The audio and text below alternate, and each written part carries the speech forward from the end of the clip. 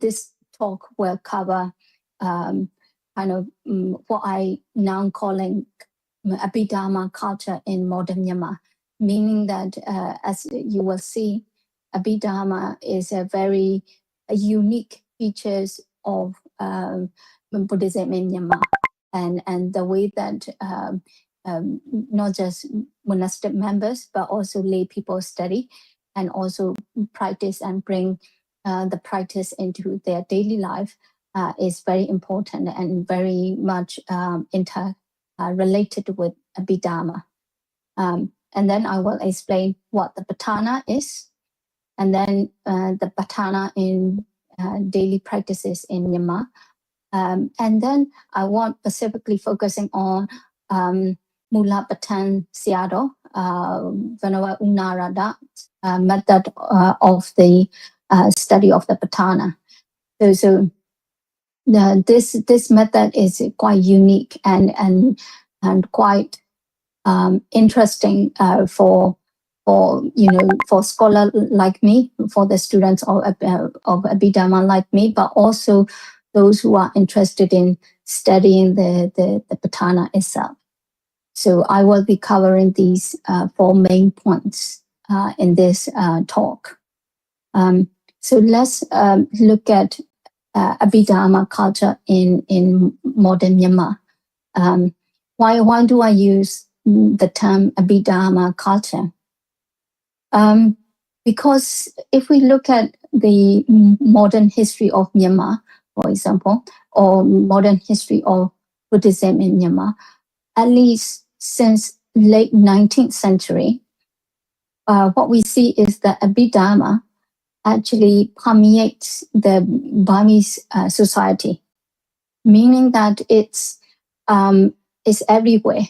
We can see it in our popular culture, so all the images and things like that.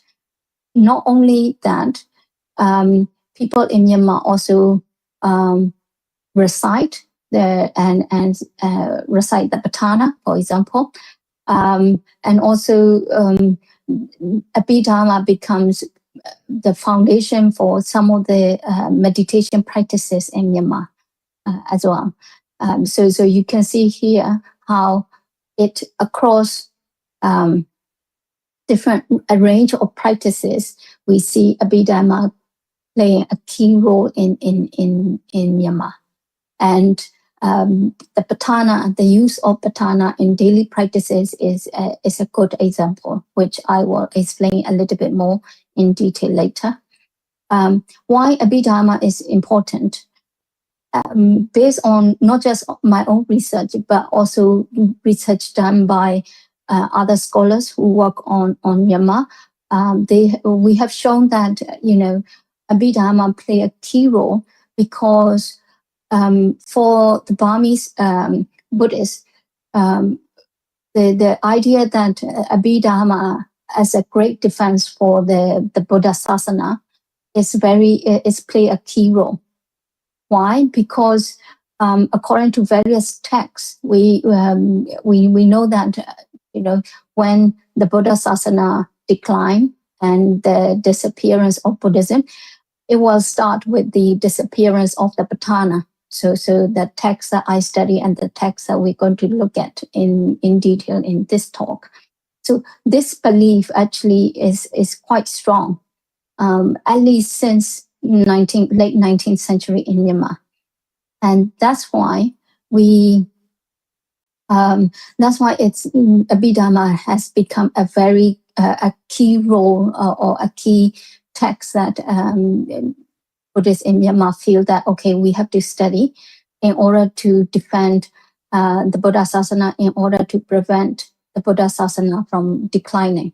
So that idea and that belief is still ongoing, and that is quite a strong base.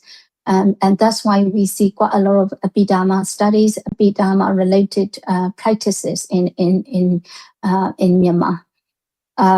So now you'll be wondering what the Patthana is.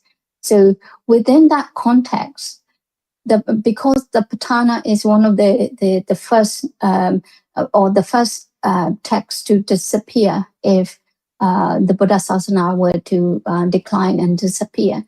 So the Patthana plays a key role in that context. Given that background, I want now to explain what the Patthana is. Okay, so the Patthana, as we know, is the final and the fifth, the seventh text of Abhidhamma Pitaka. And if we think about Abhidhamma Pitaka as a whole kind of unit, we can see that the first 6 texts, starting from the Dhammasangani all the way to Yamaka, we can see that these 6 texts are actually analyzing our body and mind and our experience in terms of Dharma. So the word dharmas here in this sense is the smallest components of the reality. What we in Theravada Buddhist worldview, we understand that the dharmas are the smallest component of what we might call Paramattha Dharma, Paramattha, so the ultimate reality.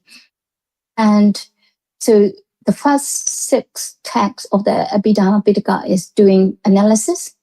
And then we have the final text, the Patthana, is actually bringing everything together and synthesizing. So it's like highlighting how these different dharmas are related to each other. So the whole point of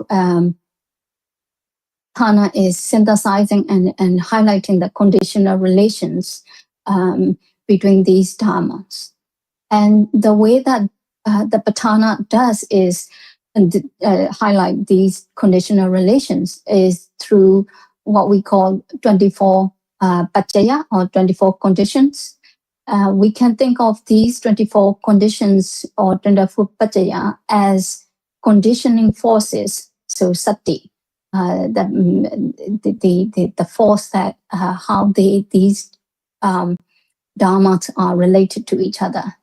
So one thing that I want to highlight here is in the Patthana, what we see is how things are related, how these dharmas are related, and through what we can see here, conditioning forces. So we can see that. You might be wondering, okay, so the Patthana is doing that.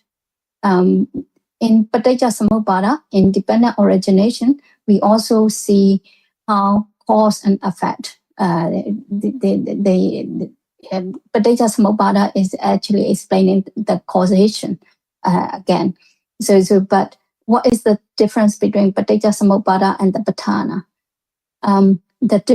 There's a key difference. In the Patthana, we see how things are related. So the 24 paccaya becomes a key factor in there. In dependent origination, especially in the canonical formulation, what we see is things that are related to each other, cause and effect. Okay, but the Patthana there is moving a little bit a step further and explaining how things are related to each other. And that's why in the Visuddhimagga, the 5th century kind of meditation manual, if you like, by Buddhaghosa, there we find Paticcasamuppada, dependent origination, explained in terms of the Patthana. So in Visuddhimagga, we find the Paticcasamuppada and the Patthana coming together. So that's kind of a general background. If we then look at the Burmese tradition, the Burmese tradition actually understand the Patthana in terms of the Abhidhamma Sangha, which is some scholars dated as early as 8th century, some scholars dated, as late as 12th century. So somewhere in between these, this text can be dated too. But the Abhidhamma Sangha is a very important text in the Burmese tradition.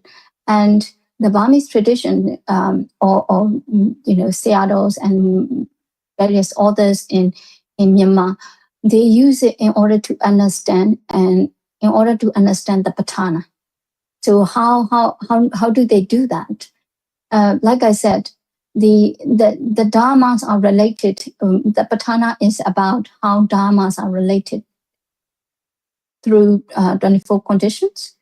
You can see it, this diagram actually shows it. So you have a conditioning dharma, what we might call cause, and then conditioned dharma, effect, and how things, these conditioning forces, the 24 paccaya. And in Burmese Abhidharma tradition, what we find is these dharmas are expressed in terms of the list of dharmas that we find from Abhidhamma Sangaha. So the X can be all the conditioned dharmas, and as well as one and including the Nibbana as well. And then Y, the effect is conditioned dharma. So there are specifically 169 dharmas, and then you have S as a 24 paccaya. So the whole point about this is that basically in Burmese Abhidharma tradition, the way that most of the time we understand Patana is through Abhidhamma Sangaha, analysis of the dharmas. So this is a key point, which we don't find it in the canonical period or canonical text, but we find it in vernacular texts about the Patana, or at least the Nisaya, Pali Burmese Nisaya text. So this is just a background, and this slide is actually showing you the 24 paccaya. So it starts from Hetu paccaya, so the root condition, all the way to Avigata paccaya, and non-disappearing condition. And so these are kind of a list of paccaya. But one thing that I want to say here is these 24 paccayas, they are also important in terms of our daily chanting as well, which is the point that I will come back to. If we think about the Patana, also explain how the mind is understood in Abhidharma, Theravada Abhidharma tradition. So we can think of it like a model of the mind in Theravada. So because if we actually analyze and do the close reading of the Patana, what we will see is the Patana is actually talking about active mental process, viti chitta, and the continuation between these active processes. So which is, we use the term, very technical term, bhavanga. Okay, sometimes bhavanga is translated as life continuum in English sources. That's why it's like I'm using the term here, the continuation between these active processes, active mental processes. So my point here is that if we read the Patana very closely, we will be able to come up with a model of the mind as understood in Theravada Abhidharma. Another point that Patana makes is how our mental states change over time. So the point here is that if we think about making donation or dana, and of course we when we do dana, it is motivated by non-greed, because we want to make generosity. We want to let go, and we want to kind of make donations. So it is motivated by wholesome dharma, meaning kusala dharma. And because if we then rejoice in our dana, donation, then we will, after the dana, we will have non-greed and kusala dharma. So kusala dharma actually related to kusala dharma. And here, what I am highlighting here is decisive support condition, which is upanasya paccaya. So we can explain how kusala dharmas are related to kusala dharma through upanasya condition, upanasya paccaya. But we also find that actually in upanasya dharma, upanasya paccaya, we might start with wholesome dharma, so kusala dharma, non-greed, and then make donation, but it can lead to unwholesome dharma. Okay, so here the point is that when we make donation, if we then build some kind of pride and clinging or attachment to that kind of donation, the end result will be, or the effect will be unwholesome dharma, akusala dharma. So here, what we find is that, okay, we start with kusala dharma, we end up with akusala dharma. And this process of change happens because of our kind of non-wise attention, meaning that is not yoniso manasikara, ayoniso manasikara. So our attention becomes kind of unhealthy, not mindful, not wise. So you can also find this kind of relationship in relation to upanasya dharma, upanasya paccaya.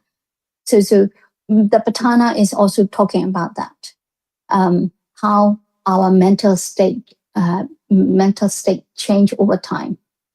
So it's really about one way to understand the Patthana is talking about our mental processes, how our mental processes change over time, and also causation, so causality, how things are related, cause and effect.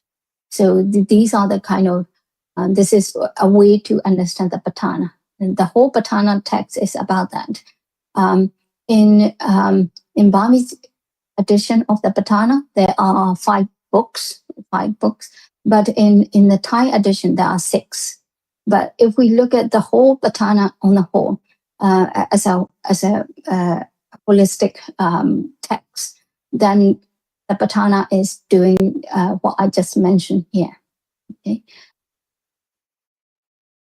Now I want to look at the Patthana in daily practices in Myanmar.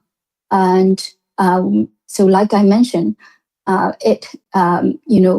we mean like Buddhists in Myanmar, we all, most, or at least many people recite the 24 paccaya nearly every day.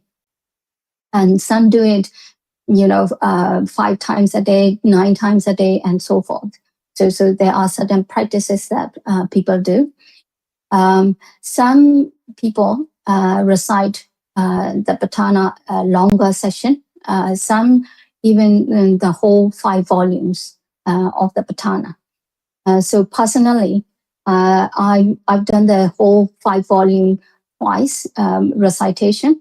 I'm on the 3rd round. I'm still on the 3rd round on that time doing it. So we can do it individually, or we do it as a communal practice.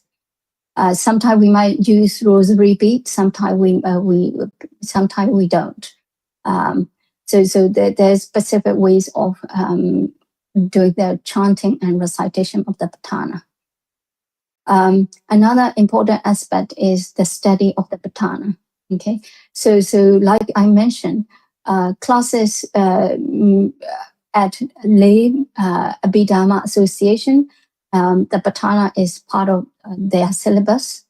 One thing that I forgot to mention when I was talking about the context, since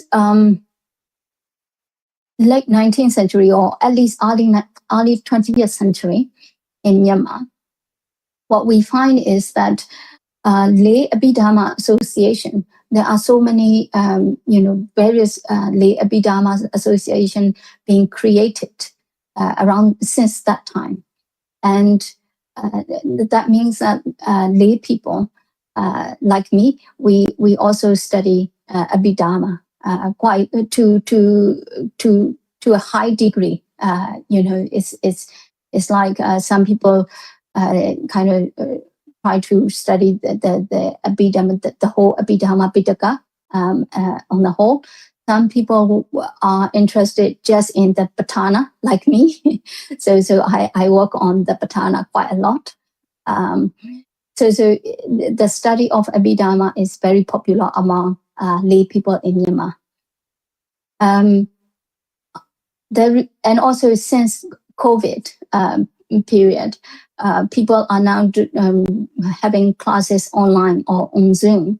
And I want to draw your attention to this teacher. Her name is Dr. Yi. During my fieldwork, I met her, but she's still now teaching on Zoom Abhidharma, or this one is particularly on the Patana. I think she must be around at least over 80, 85, perhaps approaching probably 90. But she's still teaching Abhidharma on Zoom, which is quite amazing. So let's look at the Patana recitation. I mentioned that individually or as a communal practice, we chant the Patana. This is in Myanmar, throughout Myanmar. The non-stop recitation of the whole 5 volume of Patana is very popular, and we find it in every quarter. Like every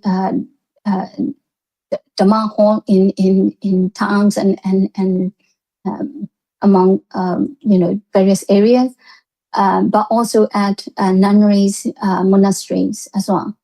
This photo was from my PhD research during my field work.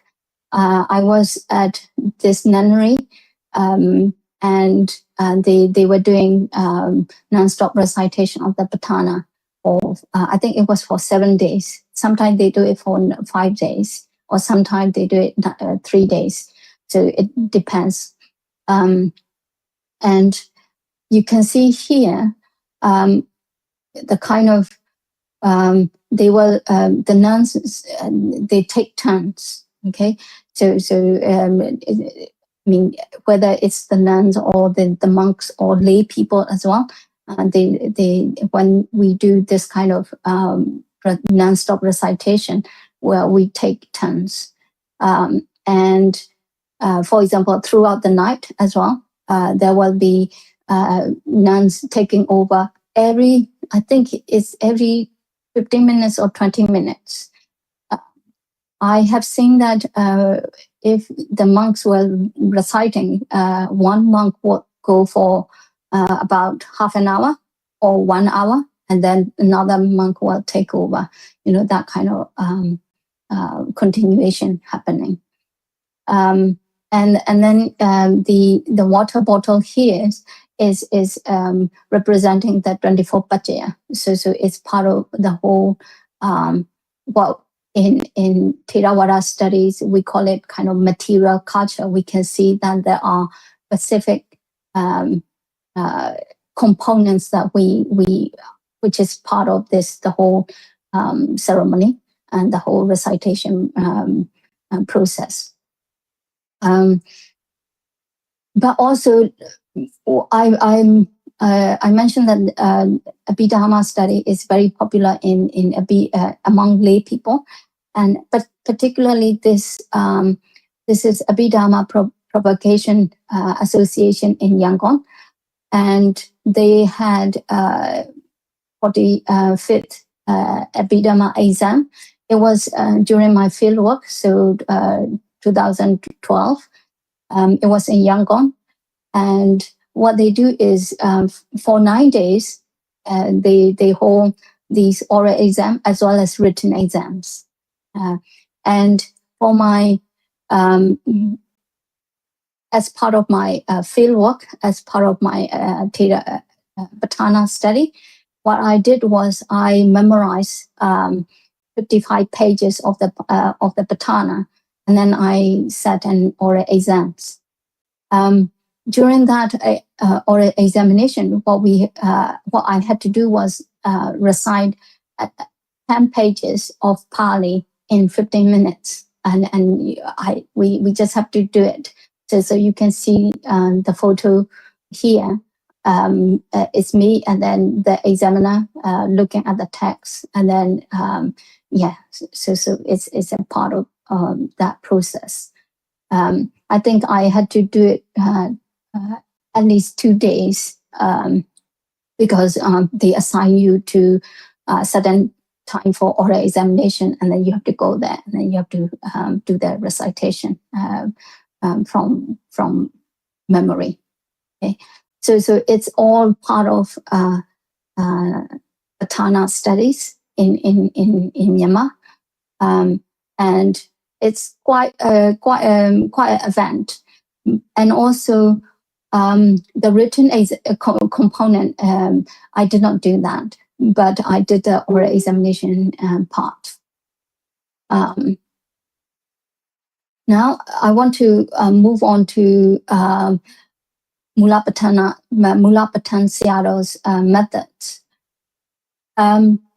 Before I explain specific methods and specific way of studying the Patana, you may, as some of you may be very familiar with the Patana as well, and you will know that the Patana is organized in terms of 24 conditions.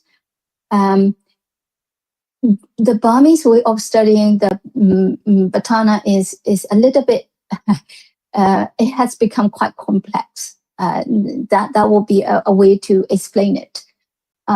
We don't just study the Patana in terms of from Hetu Pacaya to Aramana Pacaya, Adipati Pacaya. It's not like that. It's very much kind of through its own paradigms, its own system, and it has become quite complex. And we might be wondering, okay, how do we get from canonical text, which is quite a complete and complete way of looking at the Patana, to a little bit more complex way of studying the Patana?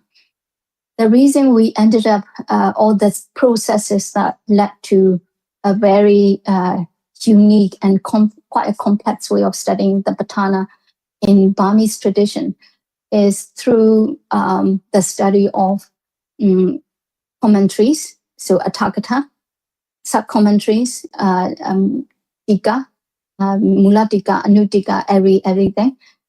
So through that process, as well as the writings based on Burmese Seattles, and by now, 21st century, the way that we study the Patana, it has become quite complex. So that I want to highlight it from the beginning. And one way that one of the key figures that became very important in the study of the Patana, not just in Patana, but also Abhidharma on the whole, is this Seattle, Mulapatana, or Mulapatan Seattle. He's the translator of the Patana text published by Pali Text Society, and also various guidebooks published by Pali Text Society here in the UK. So he, when you search the Patana online in English, his translation will come up. And he's the main kind of Seattle who kind of revolutionize the kind of a way to study the Patana. So there are 4 features, key features, according to his method of studying the Patana. The first one is that the 24 Pajaya are studied in terms of 9 main groups of the Pajaya and the subsidiary Pajaya within that main groups. So one thing is that, say, if we think about Aramana Pajaya, okay, so object condition, and object condition on its own is yes, it's one thing, but it can take many different forms. Sometimes the Aramana Pajaya becomes kind of play a key role. So it combines with Adipati Pajaya. So Aramana Adipati, meaning that the object becomes the dominant form. So here you can see how we are now talking about 2 Pajaya, 2 conditions. And so that's what I mean by kind of 9 main groups and then subsidiary group. You might be wondering where these groups come from. It comes from we can see it in the commentaries and sub-commentaries. So when we actually start reading, but not only in commentaries and sub-commentaries, actually, it also appears in the canonical text as well. So if we pay really close attention to the canonical Patana, we will start seeing these subsidiary Pajaya. Another key feature is the recitation formulas. So these formulas are written in Burmese. They help us to memorize and remember key components of a conditional relations. And I will talk about that with an example later. And then in terms of this new approach, we study the Patana in terms of key chapters. So the first 6 chapters are grouped together and we study it as a whole. And then Panyawara, which is more kind of analytical, a little bit more detailed, we study on its own. So we kind of divide the text into 2, at least 2. And then we use tables. As you may know already, when we look at Abhidharma studies in Myanmar, we see quite a lot of tables, and we use it here for the Patana study as well. Right. So the studying Pajaya or condition in terms of groups. I won't go into too much detail about this because it's rather quite technical and we have to know specific things. But we can see here one thing that I want to highlight based on this slide is there's a particular session in the Patana. This is where we can actually start seeing the grouping that I mentioned. And basically 24 Pajaya is organized in terms of main groups. And if we then look at the development in Myanmar tradition or Burmese tradition, we can see that various Myanmar Siaros and also Myanmar teachers, they have expanded these groupings in terms of subsidiary and things like that. By Mula Patan Siaro, we can suddenly see that there are individual, 56 Pajayas. 50, so you might be wondering, okay, you have 24 pachayas, and then now we have 56. They are the same, but not quite the same. So the point here is that because of different ways of categorizing, grouping, we can actually expand 24 pachayas in terms of to get to 56 pachaya. Okay, and we use that in the study of Patthana in Myanmar. And the purpose of this is to make the Patthana study easier when we analyze the conditional relations in terms of four ultimate dharmas. A few slides back, I mentioned that in Burmese tradition, we study the Patthana through Abhidhamma Sangaha, this 12th century Abhidhamma manual. Okay, and the four ultimate dharmas that mentioned there, Chitta, Chittasika, Rupa, and Nibbana. In order to understand the Patthana in terms of these four ultimate dharmas, Paramattha dharmas, this approach is very helpful, I would say. So that's why it's like it has become why Mulapatan Sayadaw actually emphasize this approach. So to make the study of the Patthana easier. Specifically, we can recall quite easily if we memorize certain things. So going now, I want to talk about this recitation formulas. In Myanmar, we call it soyo. Okay, and soyo, this technique is very learning technique is very important, not just in the Abhidhamma study, but also in other area of study. So there are certain soyo also soyo to study the Vinaya, the Dharma, the suttas. So Pacific texts will have Pacific soyo, and for monastic students, it's very easy. These formulas make it easier to understand and remember things. Coming back to the study of the Patthana with the soyo, here again, what I show in this table is is the development that we see. So in the 18th century, we start seeing the soyo, so recitation formulae, in one of the kind of Pathan Nisaya. We call it, we can say it as a Nisaya,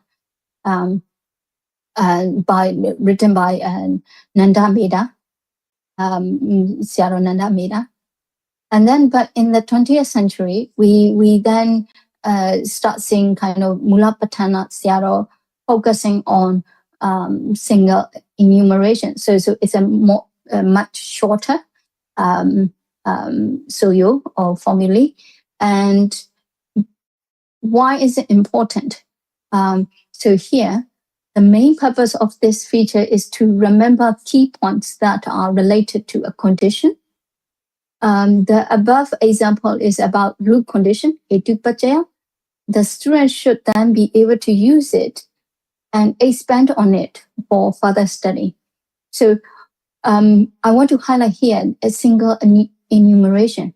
So single enumeration here means that this formulae, this soyo, just focus on the hetu pachaya, one condition, and one pachaya. And that's what we mean by single enumeration. Some conditional relations can be related to each other through 2 pachayas, 3 pachayas, and so forth. So it's rather complex system. But for now, to understand this, the whole point of using soyo especially the single enumeration format, is that the students will be able to remember and then should be able to expand it and condense it, if they need to.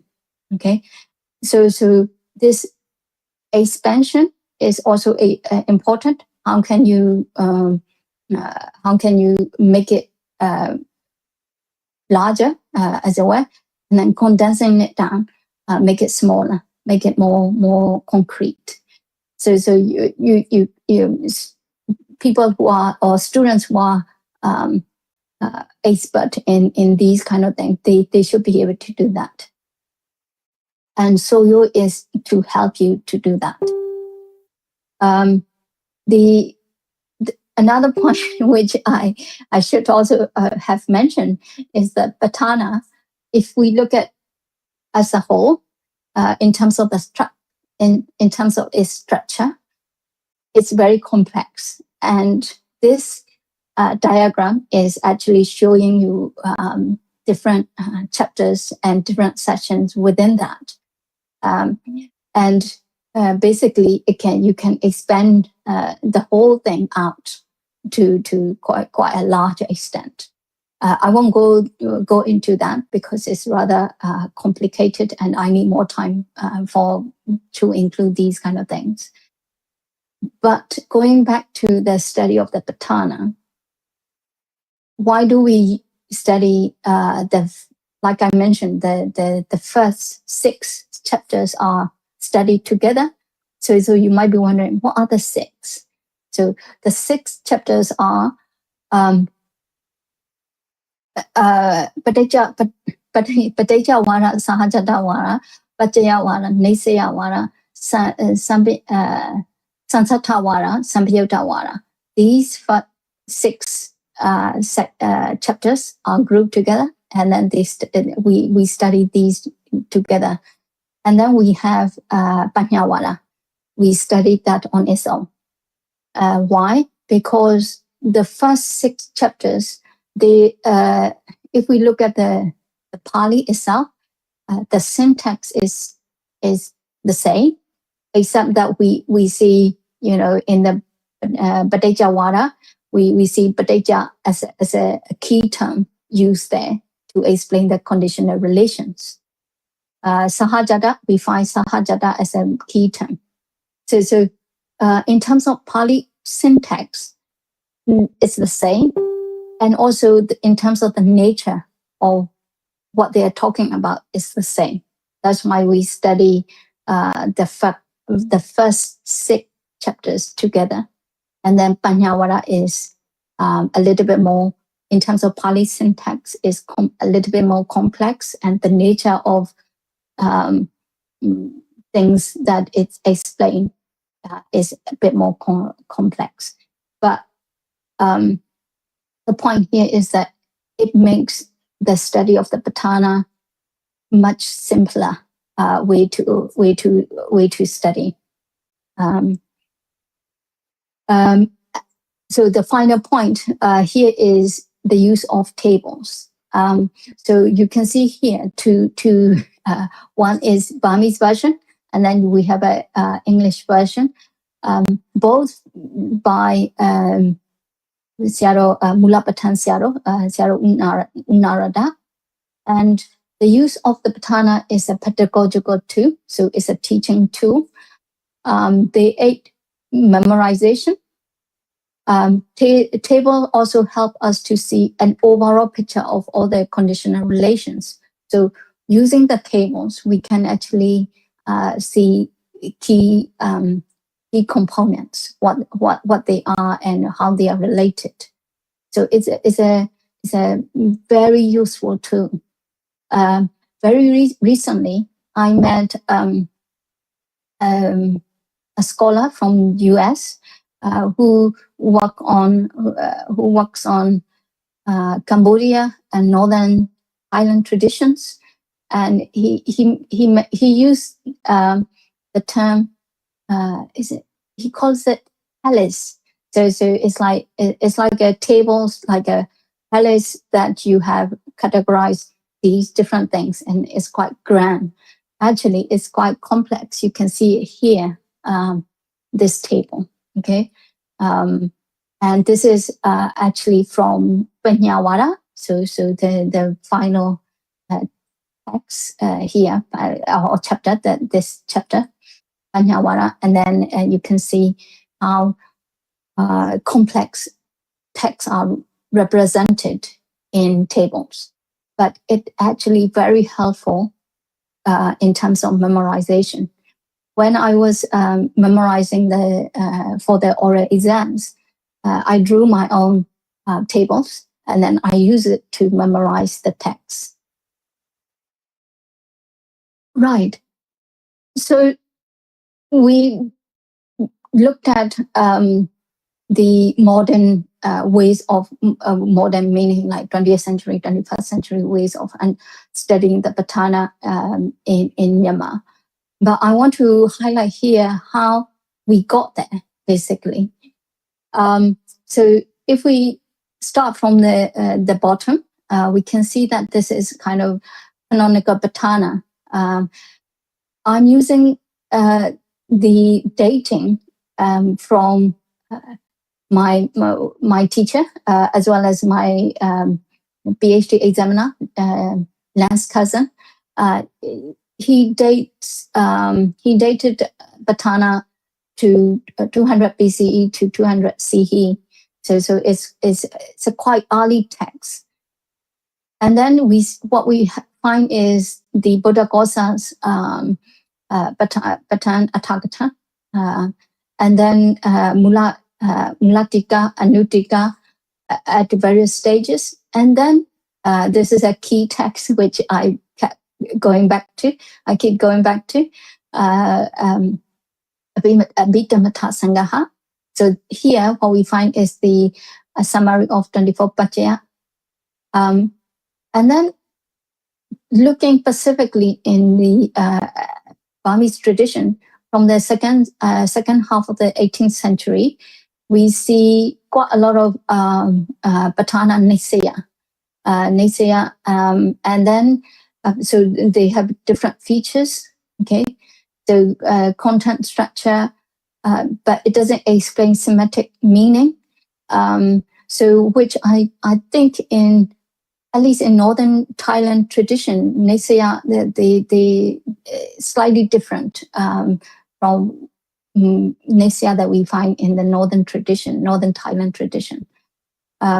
It's a yaga. This is the Myanmar term, Burmese term, but basically it's explaining the relationship in terms of four paramata dharmas, the four ultimate realities, and then ways to give vipinga, meaning that it's how to expand the text, basically. So this is what we start seeing from the 18th century, and then all the way up to here, from 1990s onwards. And currently, if you go and go to, say, Shwedagon Pagoda and look at the books just selling at Shwedagon Pagoda, and then you will see handbooks for monks and nuns, and what you see quite a lot of tables and diagrams, as well as different ways to memorize, help you to memorize and recite. So it's a feature of Abhidharma study in Myanmar. Okay, there are quite so many different student handbooks these days. This is a kind of showing you a graph from what we saw here. Basically, I summarize it in terms of the graph. So we see the canonical text, but also we start seeing pedagogical literature, Patana pedagogical literature, meaning teaching methods, handbooks, and so forth. So you can see the whole development of the Pali as well as the Burmese text on the Patana. so this slide is slightly off track in a way, but it's a very important point, which is that as you know, there are centers of monastic education in Myanmar, at least since late 19th century. Okay, and Mandalay, as you may know, is still a very big, influential monastic center, education center, center of monastic education. Pakogu is another one. Dao Myo, Yangon, Nyangdong, Molamyang, these places are very popular and they have large teaching monasteries and nunneries. But I want to highlight here Pakogu method. So the Pakogu method is a well-known teaching method and studying method for canonical texts as well as any kind of literature. What it means is that they start from studying the canonical text, looking at Athakatha, Tikas, Gandhi, Naisaya, and other kind of later vernacular texts. And it's like digging through the text. And that's what literally means. So Janji Pap. So you dig through the text. And those who have completed Pakogu method or who has educated from Pakogu monasteries, we would refer to them as Janji Pap. So he has dug through the text. And the reason I'm showing this and explaining this here is what we saw here. Basically, if we look at this is what my not just my way, but the Burmese Seattles who have written on Abhidharma and the Patana, they have done that. So basically, they are looking through through different layers of text and incorporating and developing new ways of studying the Patana, new ways of studying the Abhidharma. And so it comes, it's part of Pakogu method, what we might call Pakogu method. Okay. I want to end today's talk by highlighting the sources. So like I mentioned, my PhD thesis is on the Patana.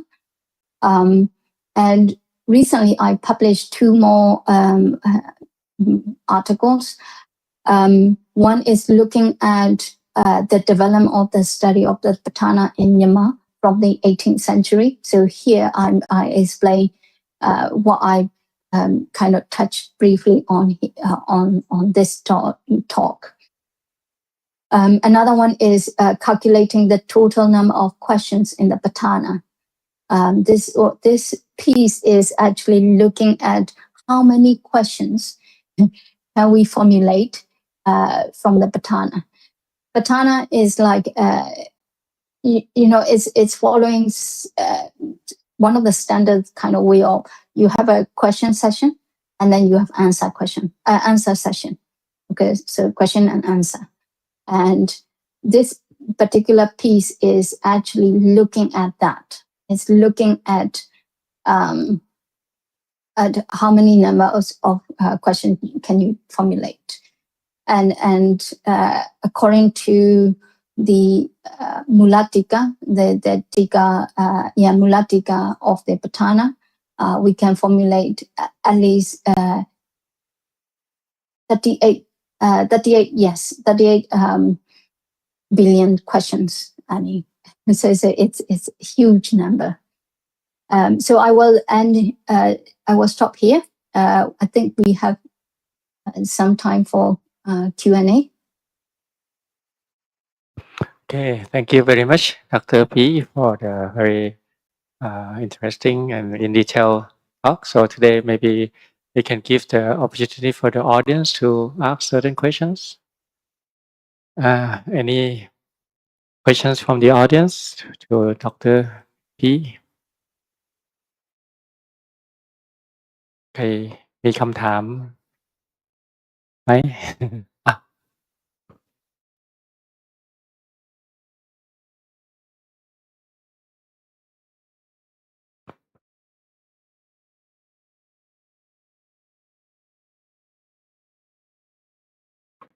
Hello. Thank you so much, Hi. Dr. P. Good to see you again. And even though I have attended so many lectures on the Patana by yourself, it's like every time is learning something new. So I'm going to ask something about one of the last remarks that you made. The fact that there are 30 billion, if I'm not wrong, was that correct? 30 billion, or even if it's million, it doesn't change much. Questions? So given the fact that the Patana is so vast, what does it mean for someone to be an expert in the Patana if there is no material time in one life to explain the Patana? So what does it mean to know, to understand the Patana?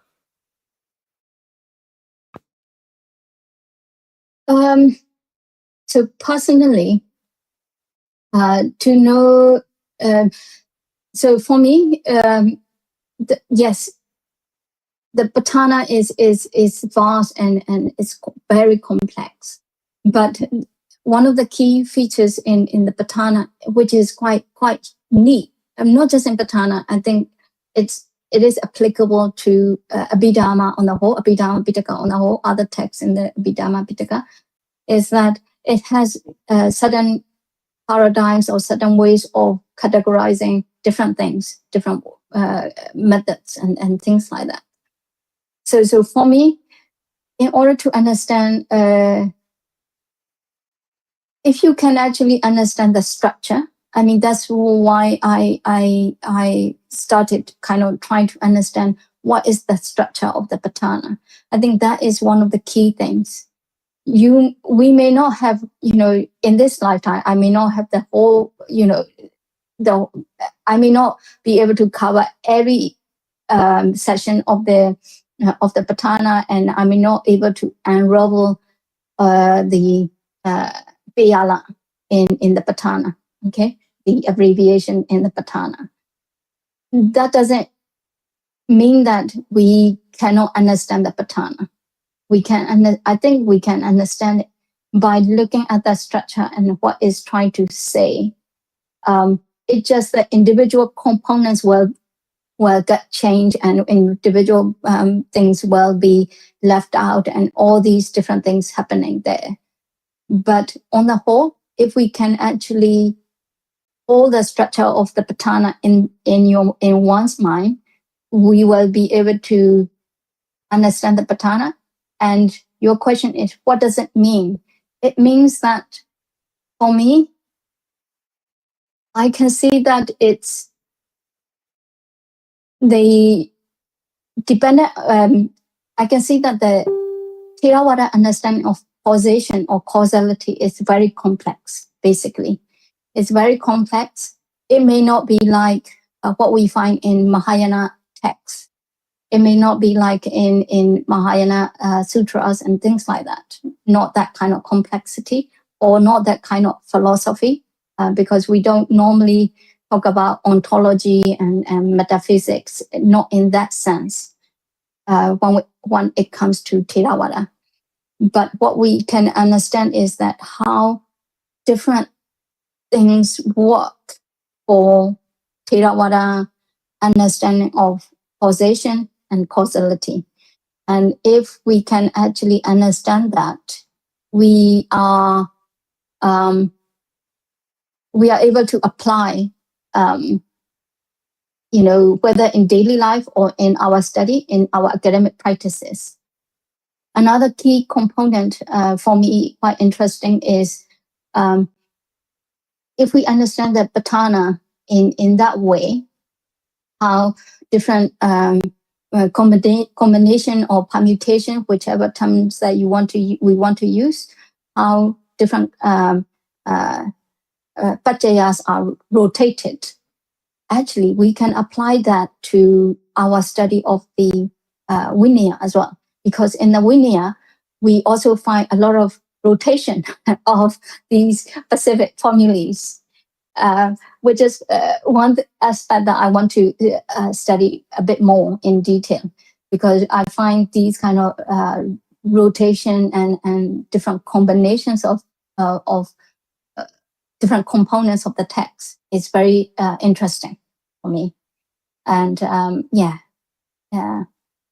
and if I were to give a very devout Buddhist answer to your question, it means that I'd be able to accumulate quite a lot of merit, and also I can also hopefully at one point I will gain Nibbana at some point. Thank you so much.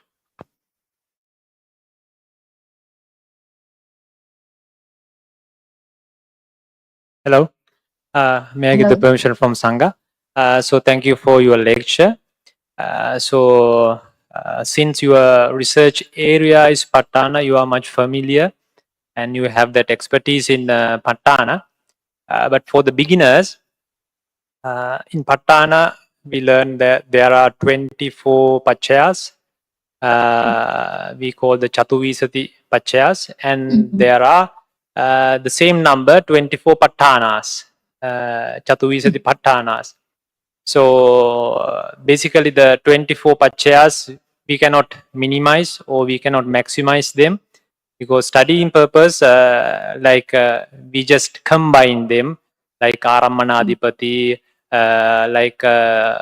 these kinds of new ways are introduced to the study area. So and there are some other methods, like as you mentioned, like 7 cycles, 7 varas.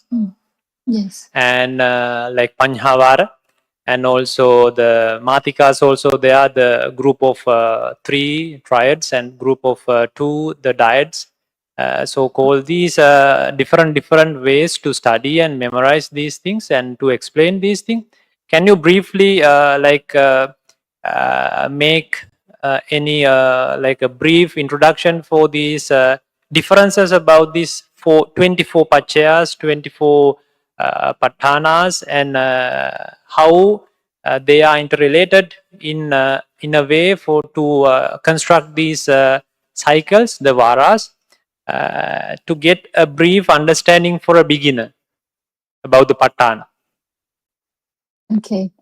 Thank you for that question. So the 24 pachayas. So we have to understand that 24 pachayas are what we call 24 sati or conditioning forces. Okay. So that is one. I want you to keep that aside for now. But when we then look at the 24 patana, so this is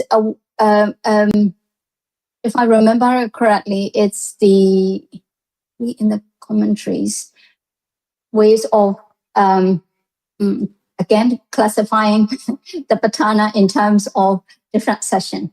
Okay, so that one what you need to normally I don't keep that in mind when I study the patana. Why? Because it makes things a little bit more confusing. Because you have the 24 pachaya and then 24 patana.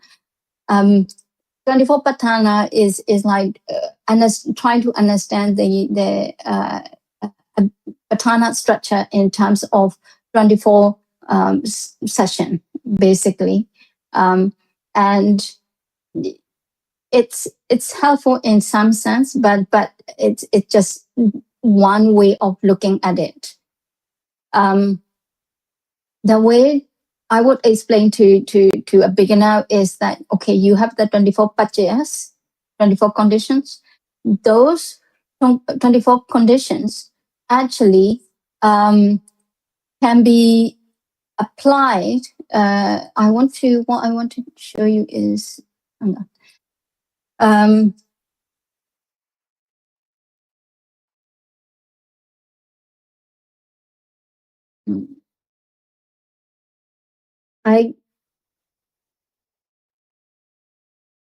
Can you see the structure, my slides? Yes, we can see.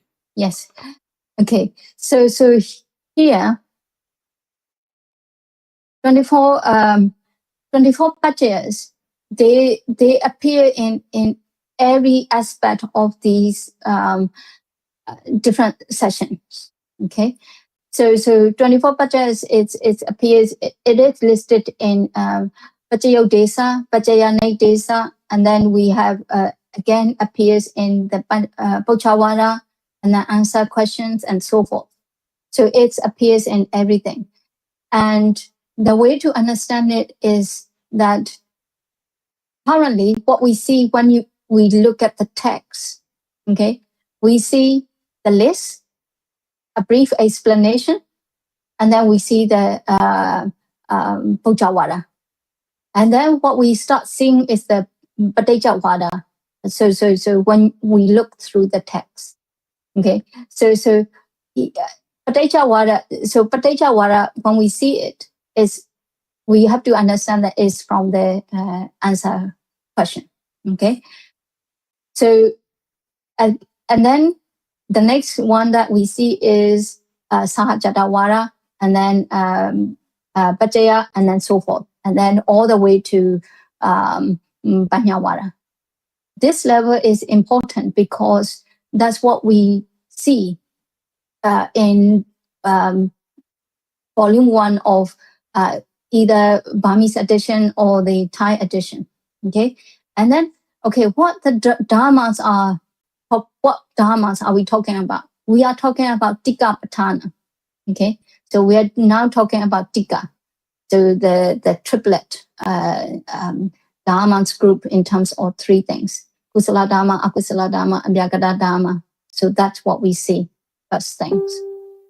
And then what we then see is how they are related. So we see that these dharmas are related in terms of anuloma, so straightforward manner. We don't see in later we see it in terms of reverse, but this is what we see when we look at the text. So that's what I mean. Like if we want to expand it out, we can actually start expanding gradually, and basically what we find is you don't need to actually, in a way, kind of worry too much about these structure, these components at the moment. But if you just look at the Tika Pantana, is we are talking about the triplets, and then Dukkha Patana is in terms of twos, okay, couplets, and then Tika and Dukkha. So how these Tika and Dukkhas are combined. So what does that mean? It means that when we look at the canonical Patana, what we see is we use the Matika list, Tika and Dukkha, so at the beginning of the Dhammasingani, and then we apply it to the Patana. Okay, so for me, it's when we talk about the dharmas in the Patana, we are mainly talking about Tikas and Dukkhas from the Matika and how they appear in the canonical Patana. I keep using the word canonical Patana because if we then look at the Burmese Abhidharma tradition, normally what we see is when we study the Patana, we see in terms of 4 ultimate dharmas, so Paramattha Dharma, because they are using quite a lot of paradigms from Abhidhamma Sangha. Okay, but so we have to kind of separate and understand. Okay, which is which are we talking about? Okay, so I would say that level 4 is important. So because it's Pateja Vara and different Varas, and then you have Tika. That's why it's like Patana is quite complex, because you start in the later kind of session, we start seeing how dharmas are kind of bring together in multiple ways, and then how pacayas are bring together or rotated.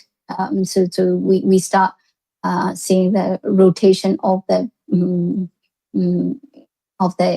pacaya as well. So it's quite a complex system. I'm not sure whether that answer your question. Yeah, that's enough.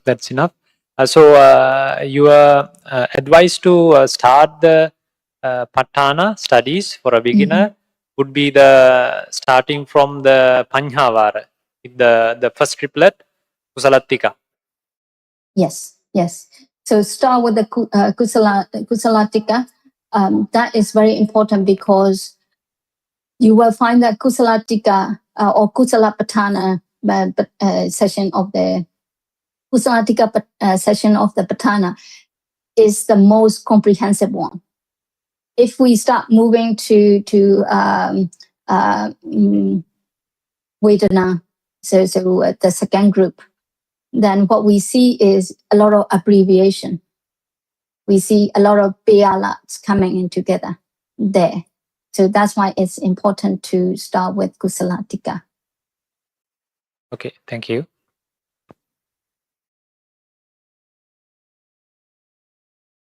Can I ask a small thing? Actually, I'm not very master on Patthana, but I was looking at your presentation, and I had a small question on this Pakuku method of this learning of Patthana.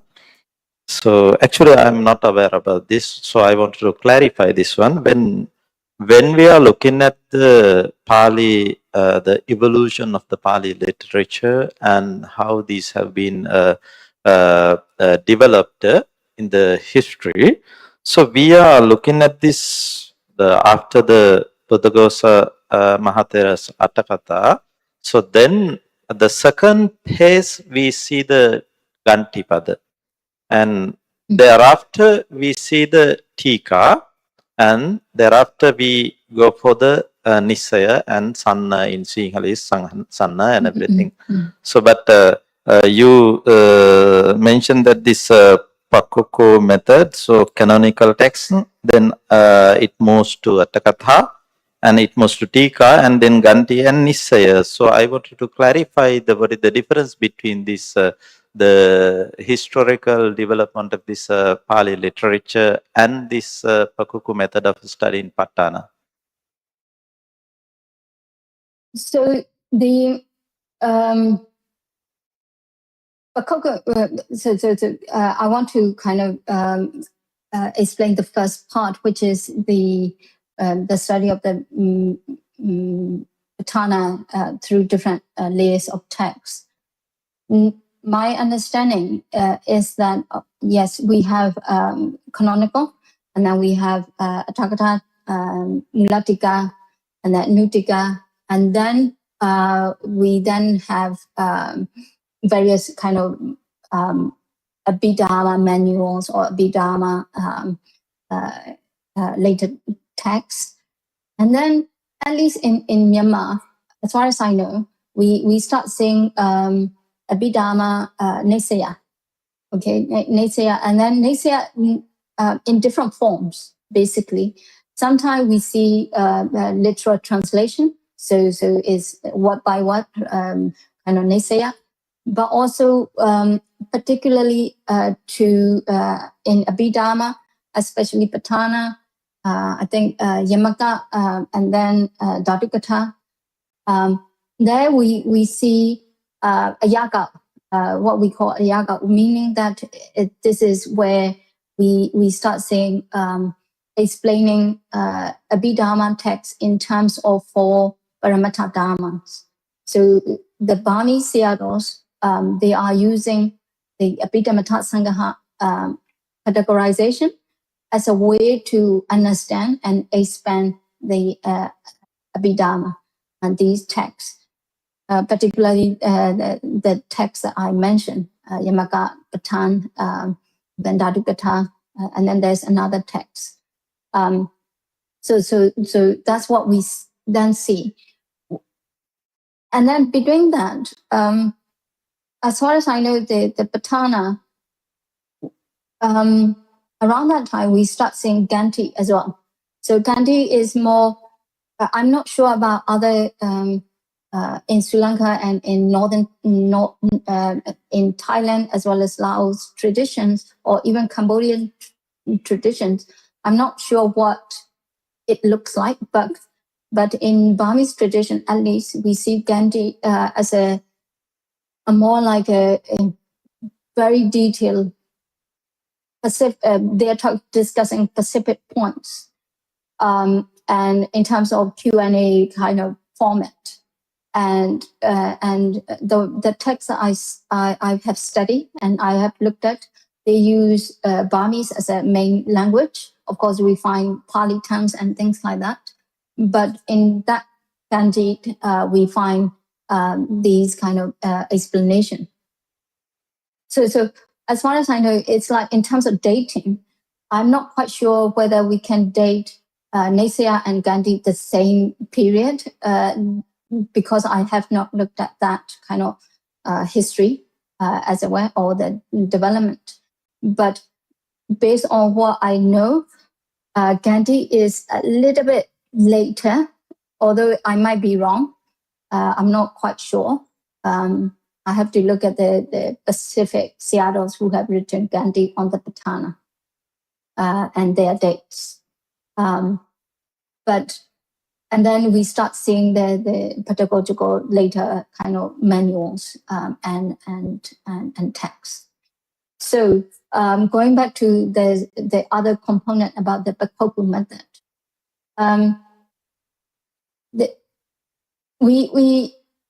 although here I on the slide I said canonical text Atakta Dika, and then I went to Gandhi Naysaya. Again, there it might be that Gandhi and Naysaya they might be interchangeable or anything, but my understanding is that in Bakoku method, Seattle's they use probably use kind of Pali Burmese Naysaya, as well as any text being written by Nyama Seattle's, basically, and they use that as a way to study the Patana,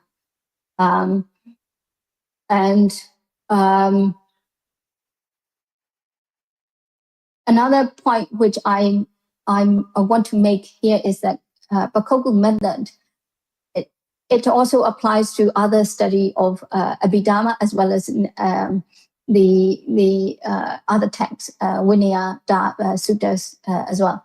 So the unique features of Bakoku method is that it goes through the different layers of text, whether it's the Patana or Abhidhamma or Vinaya or Suttas. That's what they normally do.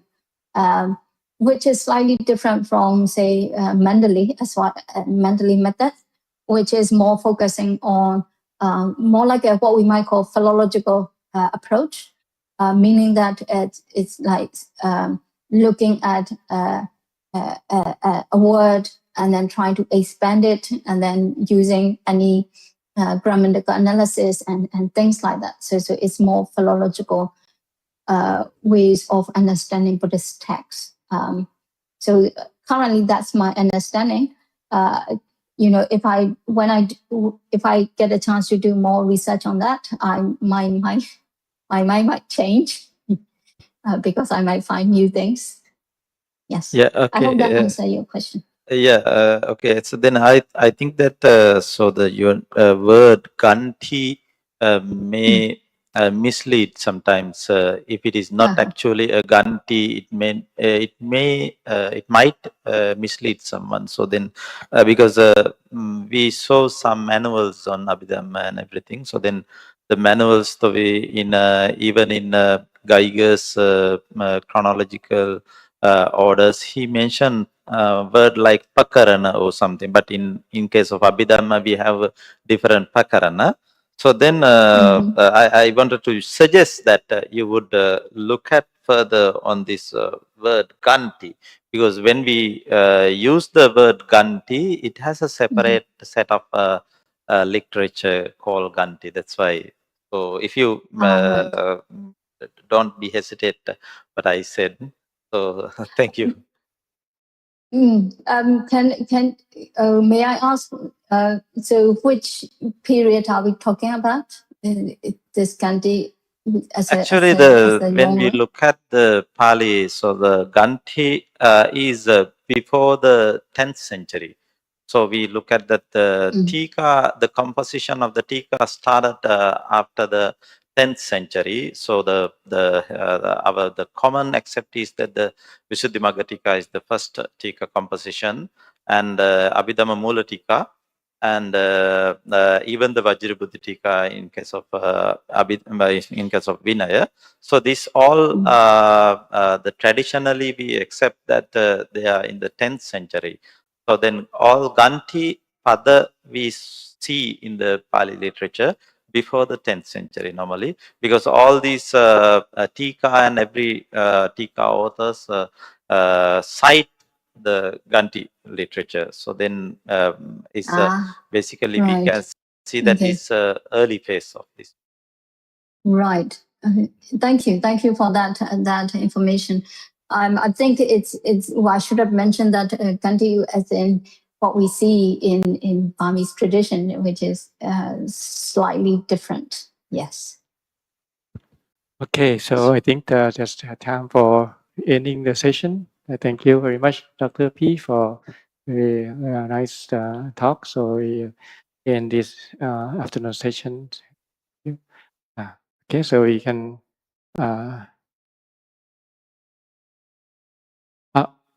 We think it's already 4 o'clock.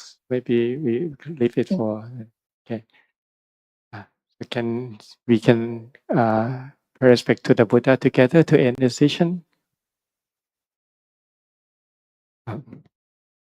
อะระหังสัมมาสัมพุทโธภควาพุทธังภควันตังอภิวาเทมิสวากขาโตภควตาธัมโมธัมมังนัมมสสามิ